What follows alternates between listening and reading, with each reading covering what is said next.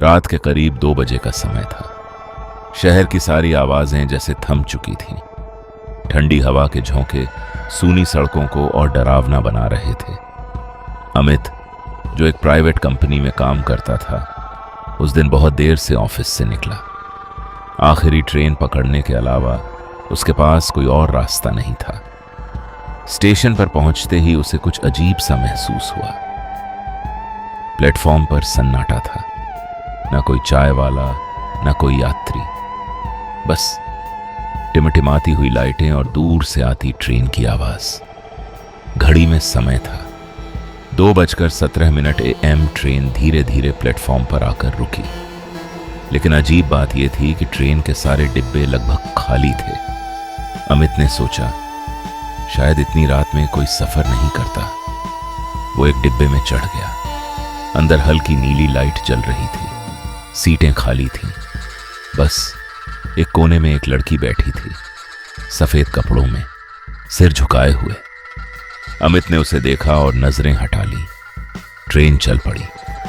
कुछ देर बाद उसे एहसास हुआ कि ट्रेन की रफ्तार बहुत धीमी है और खिड़की के बाहर कुछ भी साफ दिखाई नहीं दे रहा, जैसे ट्रेन किसी अंधेरे सुरंग में फंस गई हो। तभी, क्या आप भी घर जा रहे हैं? अमित चौंक गया। आवाज उसी लड़की की थी। उसने धीरे से कहा, हाँ, तुम?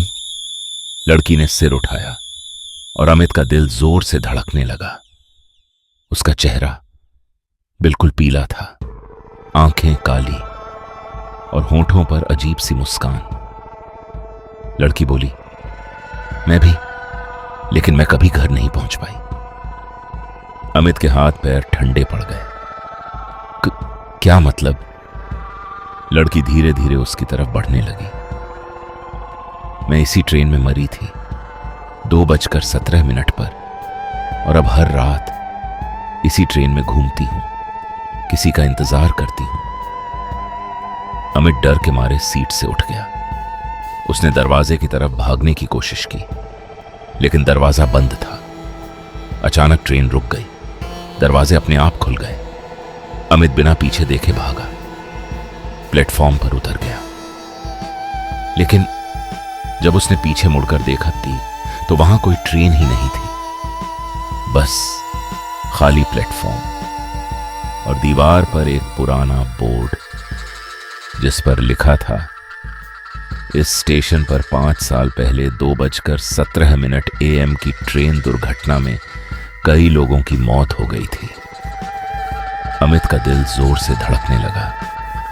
तभी उसके पीछे से वही आवाज आई, तुम भी तो उसी ट्रेन में थे। अमित धीरे धीरे पीछे मुड़ा और वह लड़की उसके बिल्कुल सामने खड़ी थी। इस बार उसके चेहरे पर मुस्कान नहीं थी, बस खाली आंखें। और अचानक सब कुछ अंधेरा हो गया। अगली सुबह स्टेशन के पास एक लाश मिली। उसके चेहरे पर डर साफ नजर आ रहा था और घड़ी अब भी 2:17 पर ही रुकी हुई थी।